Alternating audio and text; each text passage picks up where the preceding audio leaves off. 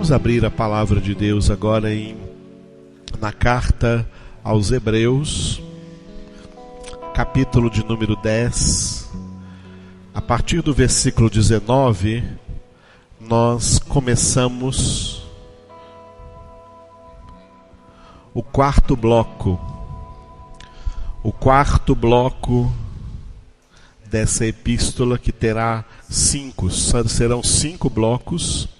Os 3 primeiros blocos nós já encerramos na primeira parte, e os 2 últimos blocos são a divisão da segunda parte dessa epístola.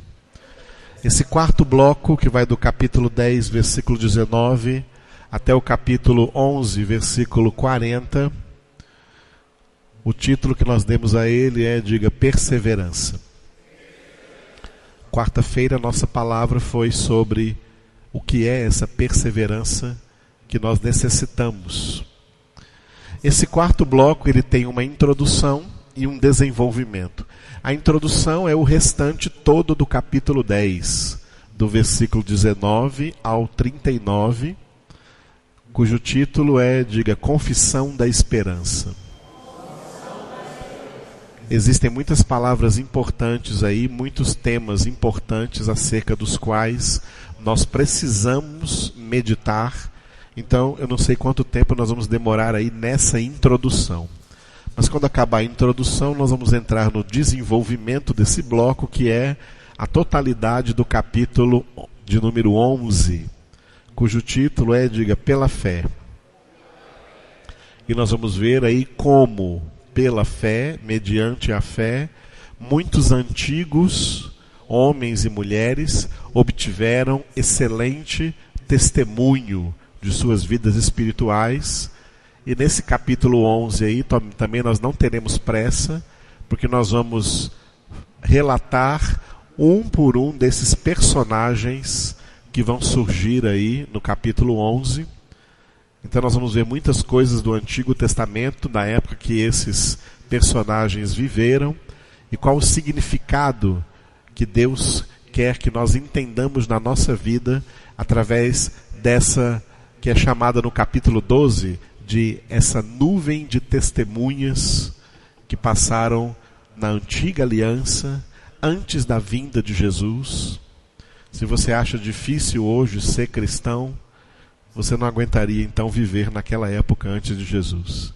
As pessoas que viveram antes de Jesus, que não tinham acesso a tamanha graça que nós temos hoje, a tantas coisas que se abriu em Cristo Jesus para nós, o grande leque de vida espiritual que se abriu com a vinda de Jesus, e eles viveram com pouca luz, viveram em tempos escassos, espiritualmente escassos, e mesmo assim eles foram crentes.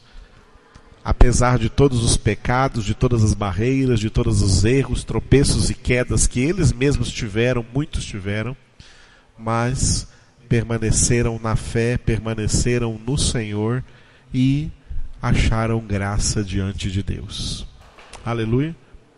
Então vamos analisar aí em Hebreus 11 cada um desses personagens. Não perca isso, porque será muito importante para a edificação da nossa fé em Cristo Jesus.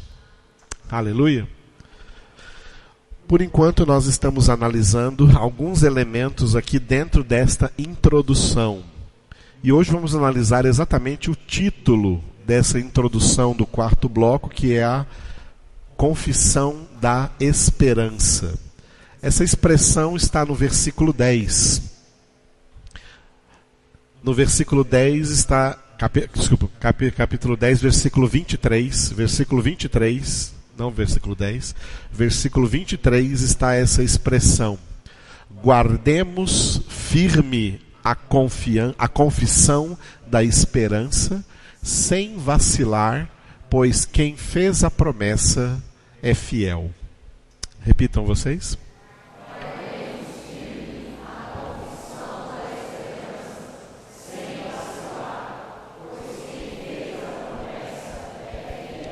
Vamos ouvir as mulheres.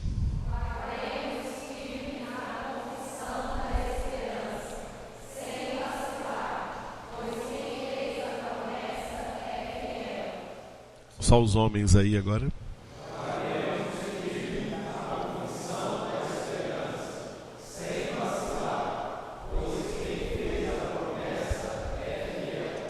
A última vez, todos juntos. Guardemos firme a confissão da esperança, sem vacilar, pois quem fez a promessa é fiel. Aleluia. O autor da carta aos Hebreus gosta muito de falar sobre essa confissão, que pode ser chamada de confissão de fé, como também confissão da esperança. Existem dois tipos de confissões no contexto bíblico: a confissão de cunho negativo e a confissão de cunho positivo. A confissão de cunho negativo é a confissão dos nossos pecados.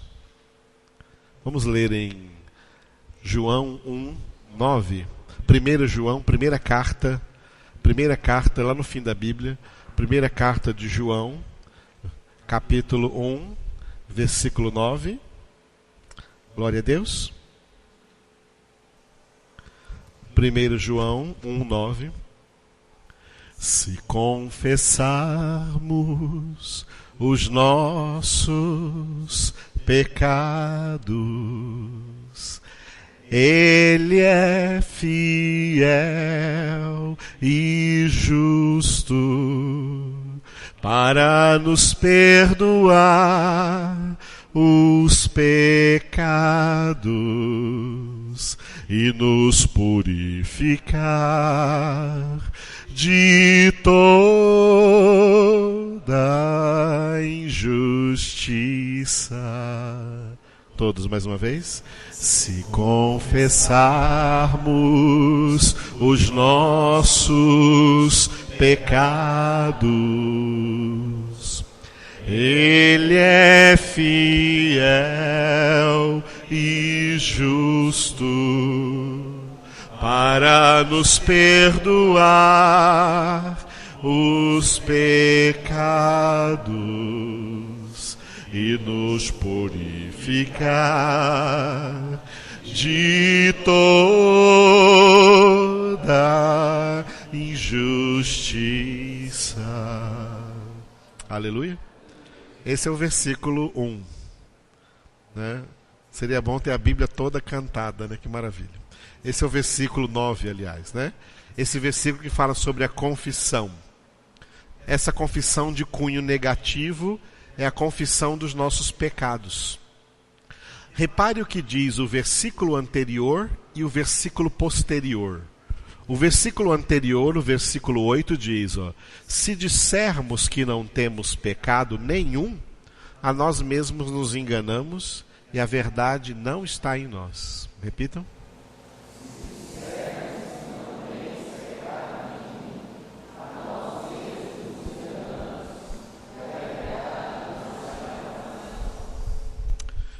Quem diz que não tem pecado está fazendo uma coisa terrível contra si mesmo. Está enganando a si próprio. Porque a Deus não está enganando.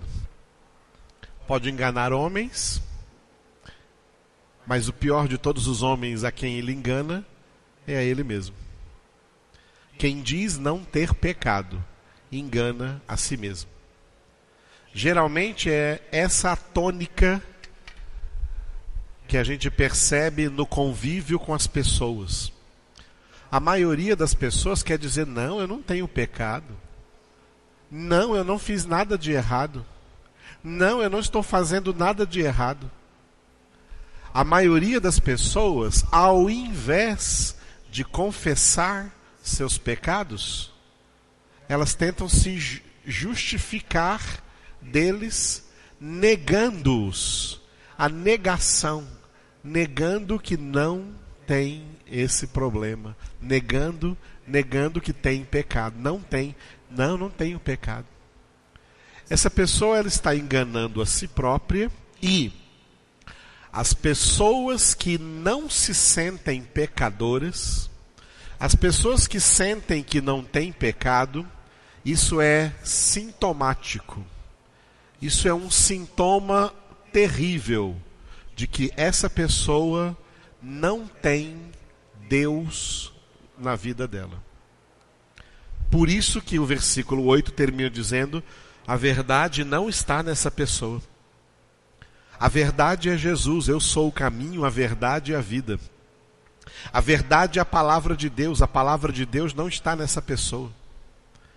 A pessoa que não se sente pecadora, não sente que está fazendo nada de errado, não sente que há nada de errado com ela, que está tudo beleza, tudo perfeito, que maravilha.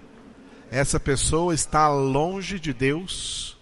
A verdade não está nela, Deus não está nela, ela está enganando a si própria e não tem Deus na sua vida. Nós lemos em Provérbios da mulher adúltera que anda por caminhos tortuosos e nem sabe. Pensa que está tudo beleza na sua vida, nem sabe que está andando por caminhos tortuosos. A gente vai pregar o evangelho às pessoas, eu tenho muita experiência disso, e a primeira reação delas: não estou fazendo nada de errado, não. Se todo mundo fosse como eu, o mundo seria uma maravilha. As pessoas não têm senso de pecado, e se elas não têm senso de pecado, é porque o Espírito Santo nunca as convenceu de pecado, portanto Deus nunca entrou no coração delas. Essas pessoas não têm Deus. Quem tem Deus, quem tem Jesus, quem tem a palavra da verdade, como diz no Salmo 119, versículo 105, lâmpada para os meus passos é a tua palavra e luz para o meu caminho. A palavra ilumina, e sabe o que ela mostra? A palavra de Deus, além de nos revelar o conhecimento de Deus, ela nos revela também o conhecimento pessoal, nosso próprio conhecimento, e enxergamos nossos pecados, enxergamos nossas más inclinações, e aí nos quebrantamos diante de Deus e confessamos: Senhor, eu sou pecador. Quanto mais próximos de Deus nós estamos, quanto mais nos santificamos, mais nos sentiremos pecadores.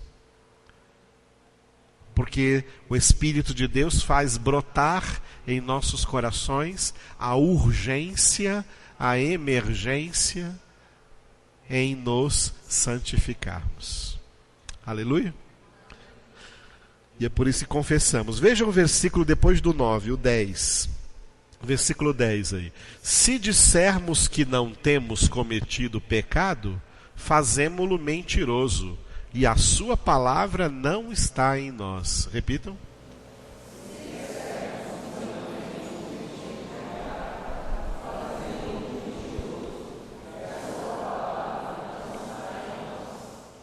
Está vendo esses dois versículos? Antes do 9 e depois do 9, o versículo 8 e o versículo 10. É o que define pessoas que dizem que não tem pecado. Se dissermos que não temos pecado, quem diz que não tem pecado está chamando Deus de mentiroso. Deus é mentiroso? A palavra de Deus é mentirosa? A palavra de Deus é a verdade? A palavra de Deus declara. Portanto, Deus declara na sua palavra: todos pecaram. Todos pecaram. Todos são pecadores. Todos pecaram e destituídos foram da glória de Deus e carecem da glória de Deus.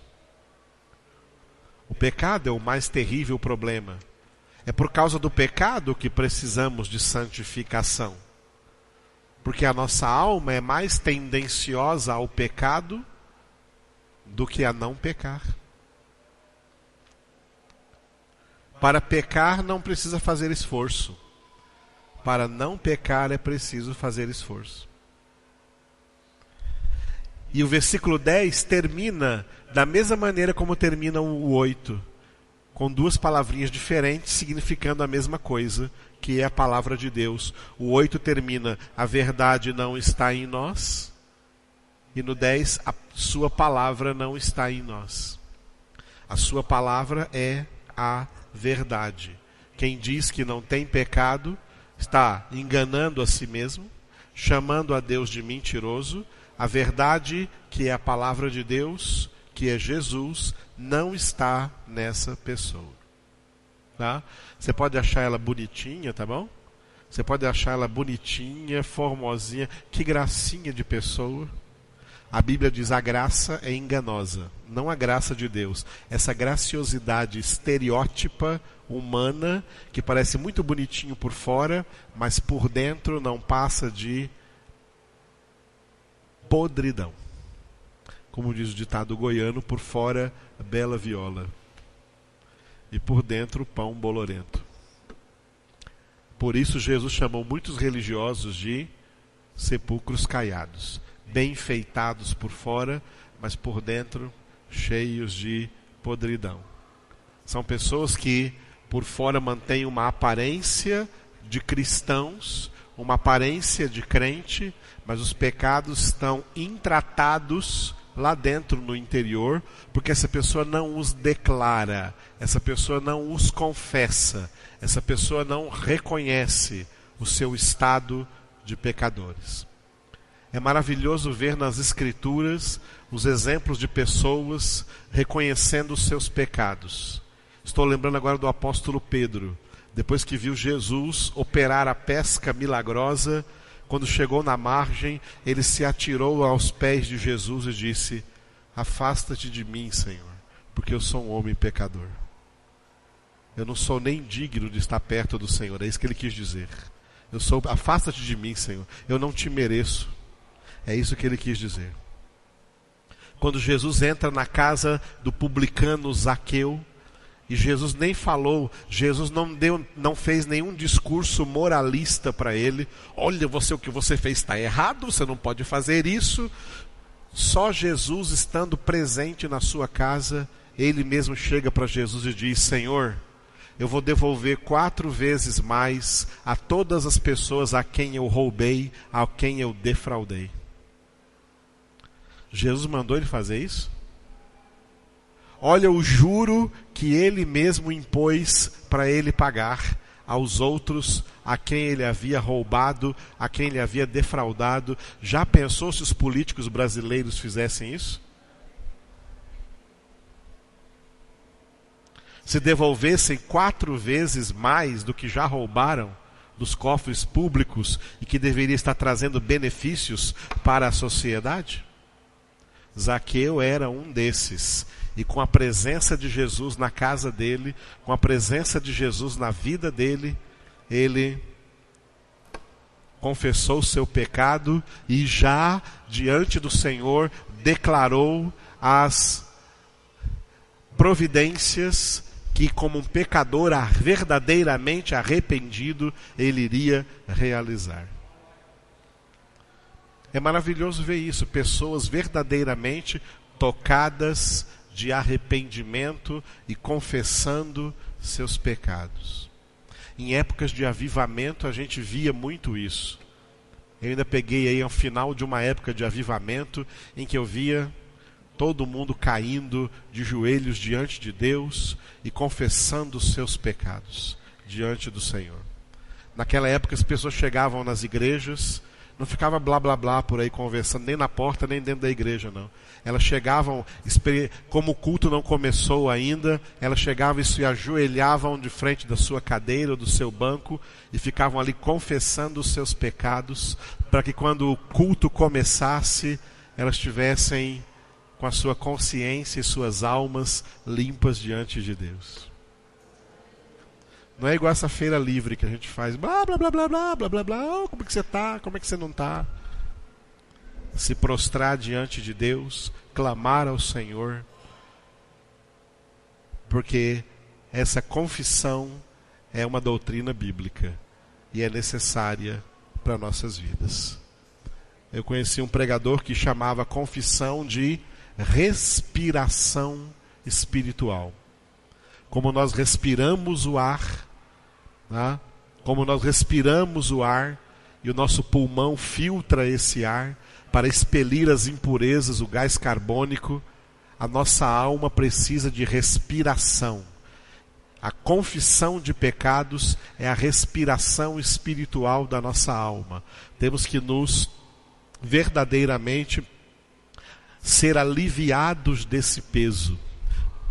E é isso que também Jesus quis dizer quando falou: vinde a mim e achareis, e eu vos aliviarei, achareis descanso para as vossas almas. Jesus contou daquele publicano e daquele fariseu que foram ao mesmo templo, ao templo, e lá na frente, já o fariseu já chegou logo lá na frente: eu te louvo, ó Deus, porque eu sou demais, eu sou o cara, eu faço tudo que o Senhor já mandou, eu pago o dízimo certinho, eu oro 3 a 7 vezes por dia, eu faço isso, eu faço aquilo. Jesus diz que ele orava de si para si mesmo, louvando a si mesmo. Enquanto que lá atrás o publicano nem sequer conseguia levantar a sua cabeça e só batia no seu próprio peito e dizia: tem misericórdia de mim, Senhor, que sou pecador. Jesus disse: esse publicano voltou para casa justificado. O outro não, porque estava se sentindo o máximo. O diabo estava se sentindo o máximo, tanto que queria sentar no trono de Deus. Por isso não houve mais no céu lugar para ele. É por isso que Deus resiste os soberbos e dá graça aos humildes. Os soberbos não confessam, não reconhecem, não se purificam de seus pecados. Os humildes são confrontados pela palavra de Deus, se sentem pecadores e o que mais querem na sua vida é se purificar diante do seu santo Deus e Senhor. Por isso a doutrina da confissão de cunho negativo, que é confessar os nossos pecados. Hebreus fala da confissão de cunho positivo. A confissão de cunho positivo é a declaração da nossa fé, aquilo que nós precisamos crer. Nós já vimos aí 2 textos anteriores, na primeira parte da epístola, falando sobre essa confissão de cunho positivo. Abra em Hebreus 3:1. Hebreus, capítulo 3, versículo 1. Recordando que nós já pregamos, os 2 versículos que eu vou ler agora, nós já pregamos aí. Vocês podem ouvir aí no site. E agora vocês, além de ouvir, podem me ver também, né? Nas filmagens, né? O Luciano está fazendo um excelente trabalho. Louvado seja Deus pela sua vida, né? Pode ver aí até no YouTube as pregações ao vivo, né? Vendo a nossa cara bonita por aí, pregando a palavra de Deus para vocês. Hebreus capítulo 3, versículo 1. Por isso, santos irmãos, que participais da vocação celestial, considerai atentamente o apóstolo e sumo sacerdote da nossa confissão, Jesus. Repitam.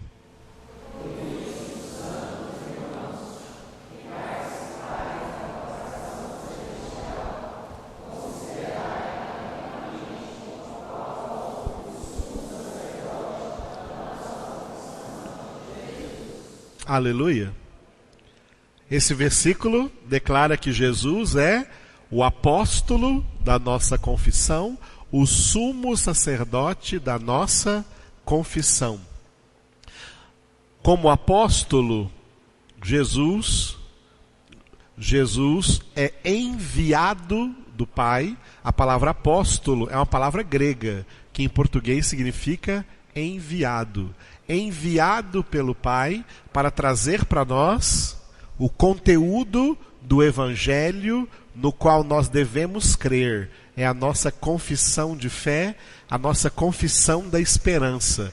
o evangelho no qual nós cremos, o evangelho no qual nós esperamos, não procede de homem, procede de Deus, Pai, e o Pai enviou o seu Filho Jesus para nos anunciar esse evangelho, esse conteúdo do que nós precisamos crer. O conteúdo do que nós precisamos crer é a nossa confissão de fé.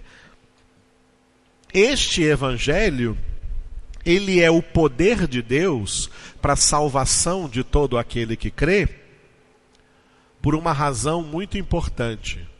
Porque Jesus, como sumo sacerdote da nossa confissão, selou o evangelho com seu sacrifício, com seu sangue.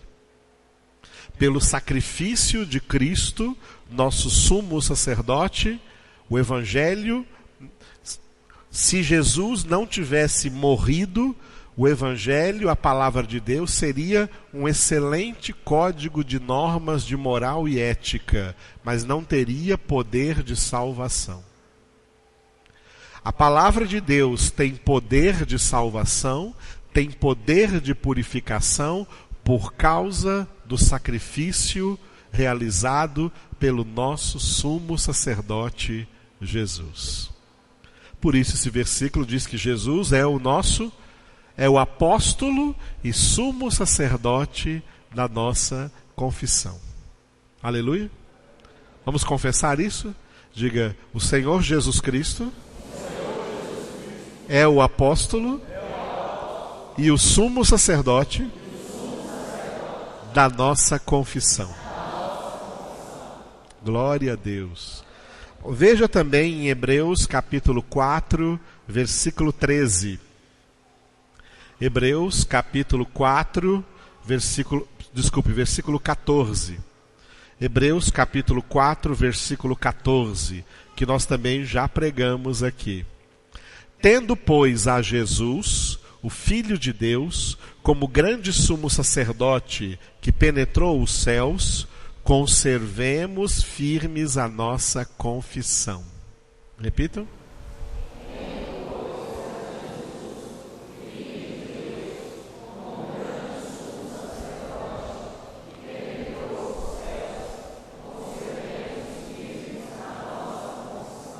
Aleluia. Então, tendo Jesus como nosso Senhor, tendo Jesus como nosso Salvador, como apóstolo e sumo sacerdote da nossa confissão, nós agora temos uma grande responsabilidade, que é conservar firmes a nossa confissão. Amados, as igrejas protestantes, depois da reforma protestante para cá, especialmente nesses últimos séculos, basicamente no último século, tem pecado contra essa confissão, porque tem alterado o Evangelho de Cristo. Muitas alterações ao Evangelho de Cristo. Quando aqui diz conservemos firmes a nossa confissão, é a mesma coisa que Paulo disse a Timóteo quando fala mantém o padrão das Sagradas Escrituras. Mantém o mesmo padrão de fé das Sagradas Escrituras. Não mude o padrão. Mudar o padrão é mudar a confissão. A confissão de fé não pode ser mudada. O padrão de fé não pode ser mudado. O padrão de fé tem que ser conservado. A confissão de fé tem que ser conservada. Aleluia? Quando pregamos sobre isso, eu falei que nós somos conservadores. Nós somos tradicionalistas. Glória a Deus. E nós somos fundamentalistas. Nós somos conservadores, por quê? Não é porque nós estamos conservando doutrinas erradas, é porque nós temos a obrigação de conservar a doutrina correta da palavra de Deus. Nós somos fundamentalistas, não é porque nós cremos em fundamentos de fé falsos que existem por aí. Nós somos fundamentalistas porque a palavra de Deus é o fundamento da nossa fé. É o fundamento que sustenta todo o edifício espiritual que está sendo construído. Jesus Cristo é a pedra angular, é a pedra fundamental, é a base. Então, por isso, somos fundamentalistas. E nós somos tradicionalistas, porque nós trazemos para o presente, para o agora. A palavra tradição vem do verbo latino tradere, que é o verbo trazer. Nós trazemos para as nossas vidas, trazemos para a nossa conduta, trazemos para a nossa família, trazemos para o tempo de hoje a palavra de Deus, tal como foi anunciada para nós em Cristo Jesus. Aleluia, amados.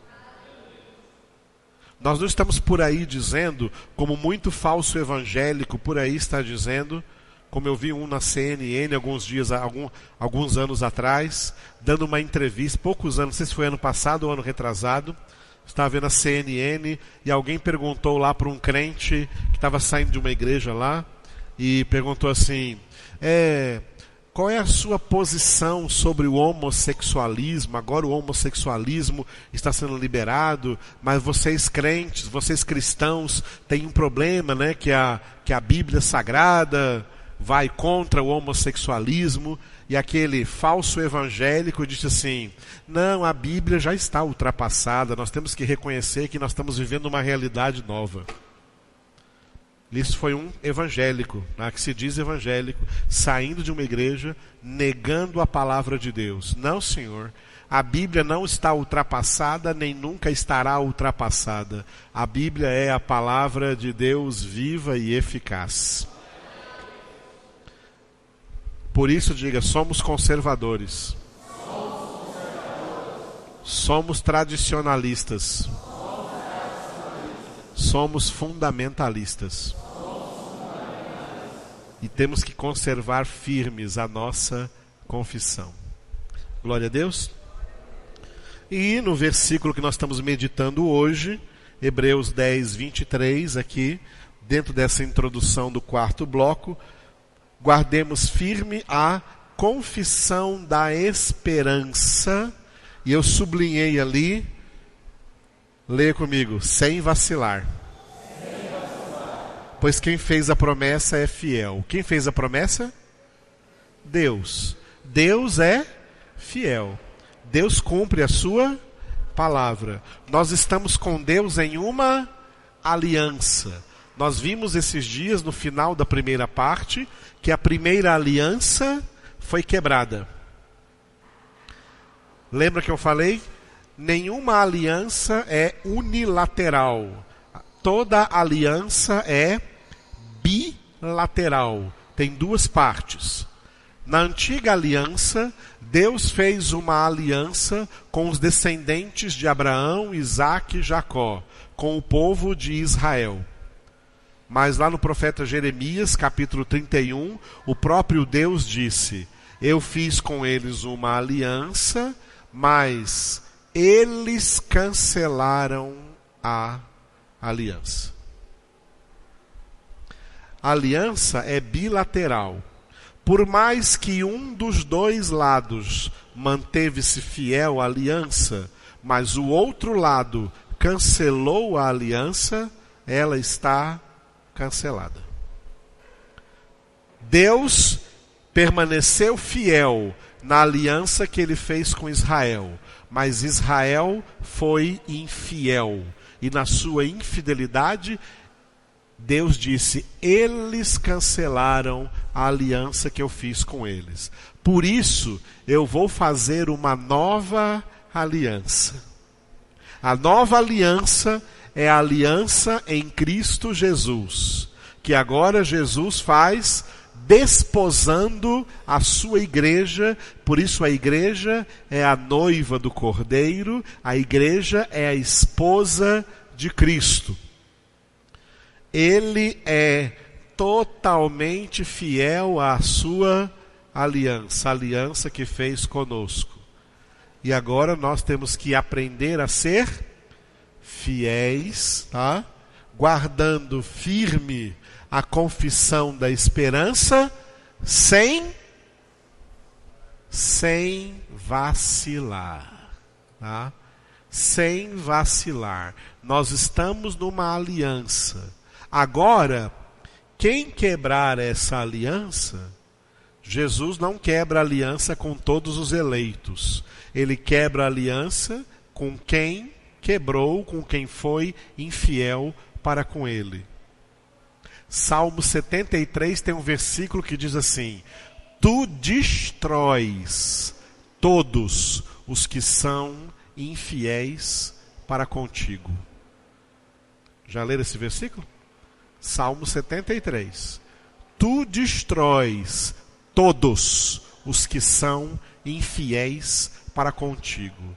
Se você for infiel à aliança que Cristo Jesus estabeleceu com base no seu sangue, você será destruído. Porque Jesus não vai desfazer essa aliança, porque ela não é como a antiga. Ela não é uma aliança provisória. Ela é uma aliança permanente, é uma aliança eterna. Aleluia. Portanto, essa é a força desta exortação do versículo 23 aí no capítulo 10 de Hebreus. Guardemos firme, firmeza de fé, firmeza de esperança, firmeza de conduta, e a parte 2 vai trabalhar o tema principal dela, firmeza na sua santificação, porque quem não se santifica vai cair na infidelidade, quem não se santifica vai vacilar. E posso dizer uma coisa para vocês, me permitam?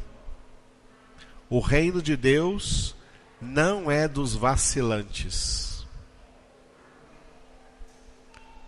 O vacilão não entra na glória. Os vacilões não entram no céu. O reino de Deus não é dos que vacilam.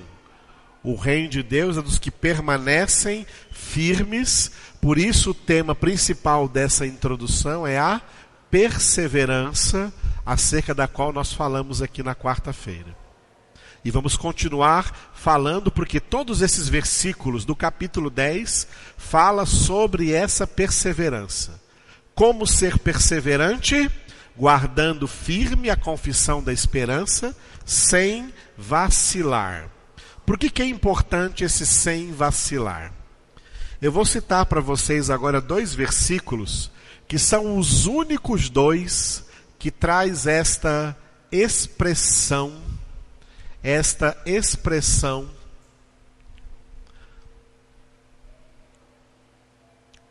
definida como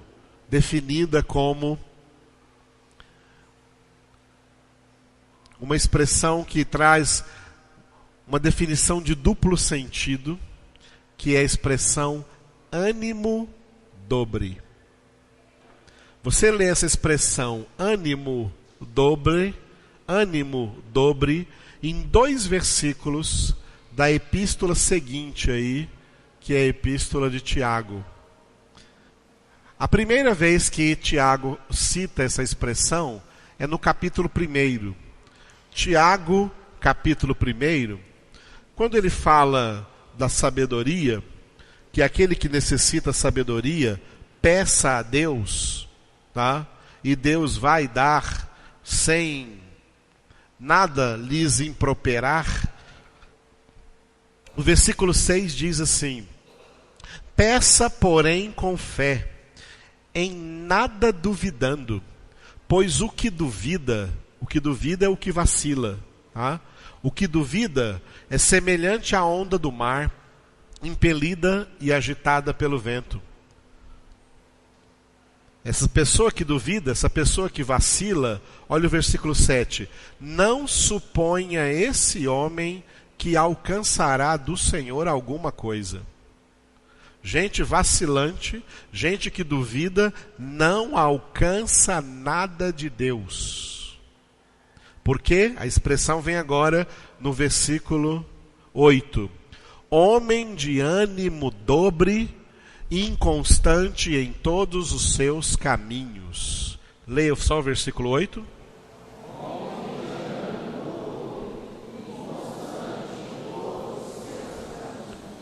O que é ânimo dobre? O que é um homem de ânimo dobre? É um homem de altos e baixos. É um homem inconstante, que não é firme.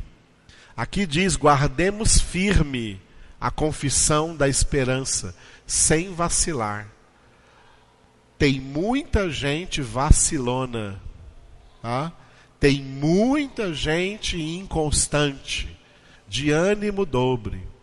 Um dia parece que está firme, no outro dia toda aquela firmeza caiu por terra. Um dia parece que está bem, está perseverante, de repente está na queda, está desviado, está influenciado pelo mundo, está influenciado por outras coisas. Ânimo dobre. Esse duplo ânimo é uma contaminação em todas as nossas almas. Cuidado, porque não é uma pessoa em particular que tem ânimo dobre. Todos nós temos essa maldita contaminação em nossas almas. Temos a tendência de mudar de ideia, estarmos firmes numa coisa e de repente mudamos porque fomos influenciados por uma outra coisa ou por uma outra pessoa, seja o que for. Ânimo dobre. E deixa a pessoa sempre inconstante, insegura, desequilibrada. As pessoas de ânimo dobre são pessoas que não têm equilíbrio emocional, não têm equilíbrio mental, porque tem falta de conhecimento. Para você não ter dúvida de nada, você precisa crescer no conhecimento. O conhecimento de Deus nos traz segurança. O conhecimento da palavra de Deus nos traz segurança e cura esse mal em nossas almas. É o conhecimento de Deus que cura o ânimo dobre em nossas almas.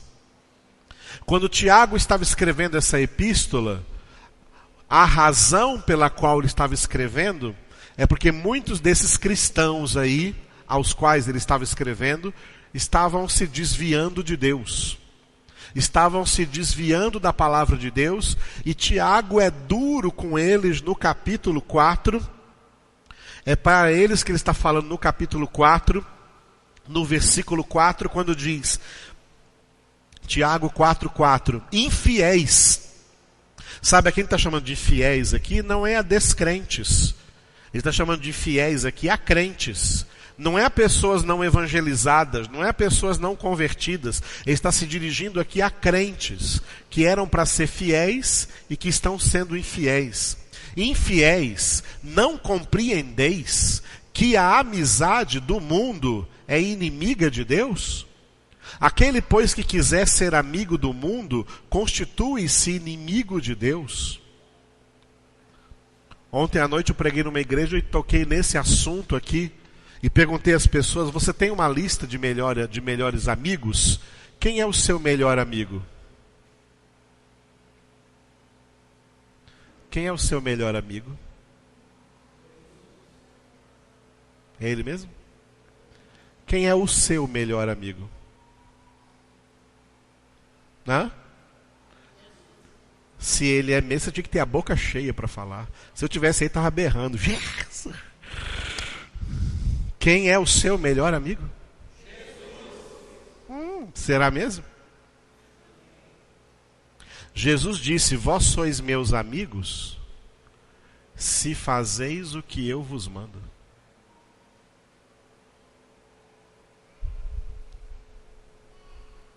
Se Jesus é seu melhor amigo, nunca vai ter um amigo que te separe dele. Você nunca vai aceitar ter um amigo que te desvie dele. Você nunca vai querer um amigo que te afaste desse amigo. E você nunca vai ter um amigo que odeia esse amigo, que é inimigo do seu melhor amigo. As pessoas não convertidas, tá? E deixa eu dizer, tira essa hipocrisia. Oh, que pessoa legal, que pessoa boa, boa que nada. É um capeta. É um diabo. Disfarçado do que você acha simpático. Todos que são inimigos de Jesus não podem ser seu amigo se Jesus é o seu melhor amigo. Porque a amizade do mundo é inimizade contra Deus. O nosso papel diante dos inimigos de Jesus é um só: pregar para eles o Evangelho e testemunhar a Cristo. Se um deles se converter, vai ser amigo de Jesus. Então pode ser meu amigo também.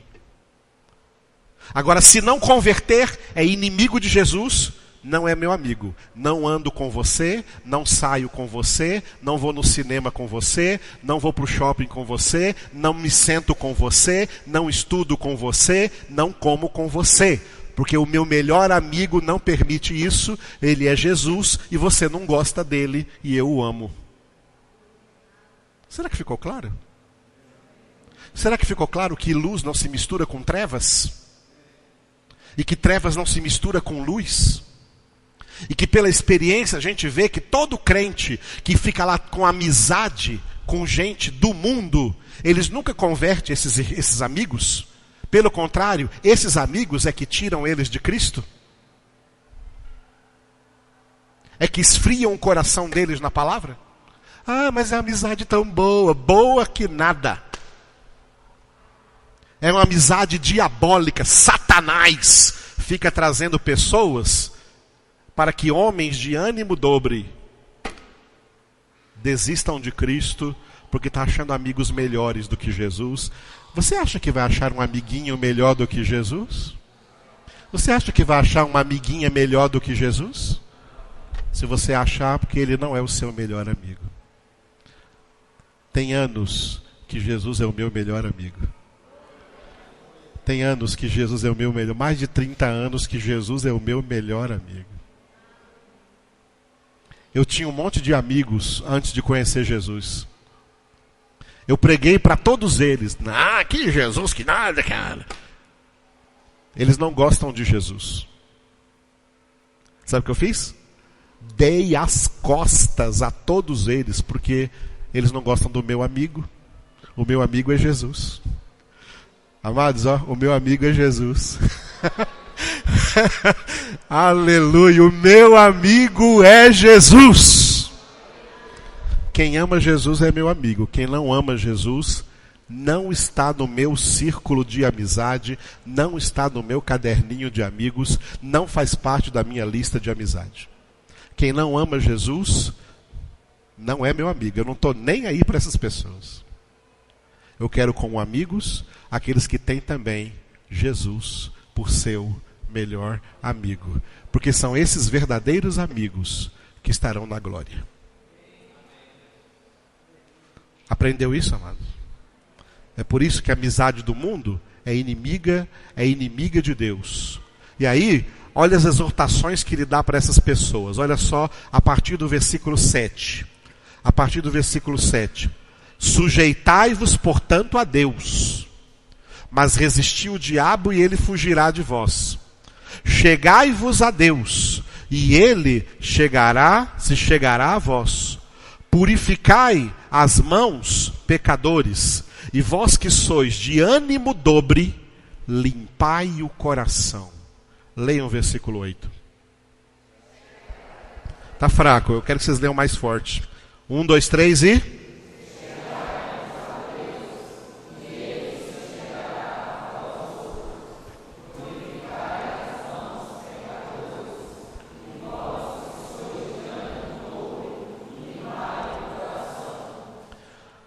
Viu a palavra ânimo dobre? No capítulo 1 e no capítulo 4, ambos no versículo 8, 1:8 e 4:8, são as únicas vezes no contexto da Bíblia em que essas duas palavras aparecem aí, definindo alguém como pessoa de ânimo dobre. Ânimo dobre. Pessoa influenciável. Pessoa de ânimo dobre é isso. Pessoa influenciável demais. Jesus não quer que nós sejamos influenciáveis. Jesus quer que nós sejamos influenciadores. Foi isso que ele disse quando ele falou: vós sois o sal da terra, vós sois a luz do mundo. Ele quis dizer, vocês não vão mais ser influenciados pelo mundo. Discípulos meus, amigos meus, não são mais influenciados pelo mundo. Eles são influenciadores nesse mundo. Eles são o tempero, eles são a diferença. O mundo é trevas e eles são luz. O mundo é sem graça e eles são o tempero. Eles não se tornam sem graça como o mundo e não se tornam trevas como o mundo.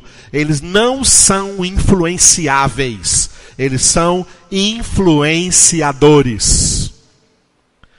É por isso que eles vão para o céu. Porque as pessoas influenciáveis são pessoas de ânimo dobre, tá? Jesus não conta com elas porque é fraquinha demais, tá? É fraquinha demais. É caráter muito pobre. Caráter muito perverso. É caráter de Judas. É caráter de traíra, caráter de gente traidora, que apunhala pelas costas, que não tem coragem de falar nada pela frente. São pessoas dissimuladas, falsas, dolosas e que se disfarçam de crente. Homens de ânimo dobre. É por isso que Tiago diz aqui nesse versículo que lemos: limpai o coração. Vós que sois de ânimo dobre, limpai o coração, porque o que faz um homem de ânimo dobre é sujeira na alma, é sujeira no coração, e sujeira no coração é pecado. Pega como nós começamos nossa palavra de hoje, com a confissão de cunho negativo. Confessa, limpa o coração, e o que nos limpa do pecado é a palavra de Deus. João 15:3, vós estáis limpos pela palavra que eu vos tenho falado. É de coração purificados na palavra que guardaremos firme a confissão da esperança sem vacilar. Deus não quer vacilantes. Deus não quer vacilantes. Ouviu, irmãos? E sabe por que eu estou aqui nesse ministério que Deus me deu aqui desde o ano de 2002? Porque eu me cansei. Torrou o tempo de trabalhar com gente vacilante. Eu ensino a palavra para que aquele que aprenda se torne firme na verdade e não seja mais vacilante.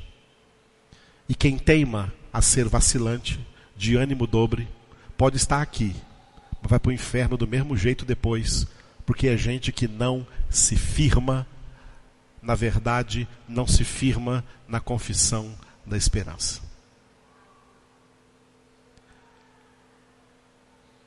E eu entendo muito bem, 2 Timóteo 2,19, que o firme fundamento de Deus permanece tendo este selo: o Senhor conhece os que lhe pertencem. Eu não faço mais nada aqui. Aqui não tem nenhuma programação. A nossa programação aqui é a confissão da esperança. Aqui não tem nenhuma outra programação. Nenhuma outra programação. Já trabalhei em igrejas, como a maioria está trabalhando aí fora, cheios de programação, porque as programações agradam A, agradam B, agradam C, agradam D. Eu não quero agradar ninguém aqui, a não ser a Deus. E Gálatas 1:10 está escrito: se eu agradar a homens, não sou servo de Cristo. Já leu Gálatas 1:10? Já leu Gálatas 1:10? Se eu agradar a homens, eu não sou servo de Cristo. Estamos aqui para agradar a Deus. Sem fé é impossível agradar a Deus. E a fé vem pelo ouvir a pregação da palavra de Deus. O que fazemos aqui é palavra de Deus. É por isso que muita gente vem e vai embora, porque eles querem programas, querem coisas que os distraia, querem coisas que os alegre, porque Jesus não os alegra. Só vai para o céu aqueles cuja única alegria é o Senhor. Alegrai-vos sempre no Senhor. Outra vez digo, alegrai-vos. O que me alegra é Jesus. Eu tentei muitos anos trabalhar com gente que só era vacilona, gente de ânimo dobre. Eu tentava impor a elas essa alegria e elas não recebiam. Até que o Espírito Santo, em 2002, me deixou uma noite inteira acordado, falando comigo e dizendo: você não tem que trabalhar desse jeito.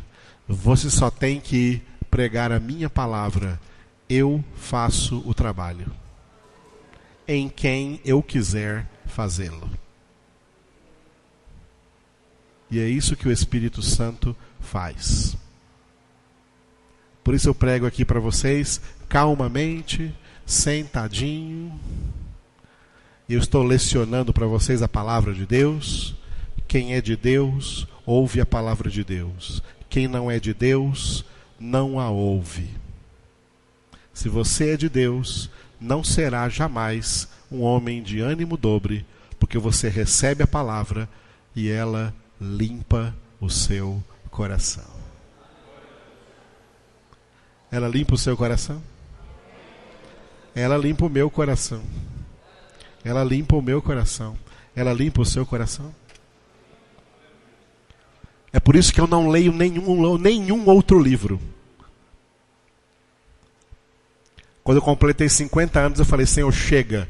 Da agora, eu não sei quantos anos eu vou viver mais. Se eu viver mais 50, eu chego a 100. É muito improvável. Mas todos os anos da minha vida agora estão dedicados à leitura e à meditação de 66 livros. Nem venha me falar de livro nenhum, e se me der de presente, vai gastar dinheiro à toa, porque eu não vou ler. Eu leio estes 66 livros, porque essa é a palavra de Deus. E ela me purifica. Ela limpa o meu coração. A reforma protestante começou porque alguém disse: só a Escritura, só a Bíblia, só a palavra de Deus é a nossa regra de fé e prática, é a nossa confissão de fé. É a confissão da esperança. Eu já cansei de linhas teológicas discordantes, de teólogos discordantes. Dentro da palavra de Deus não existe discordância.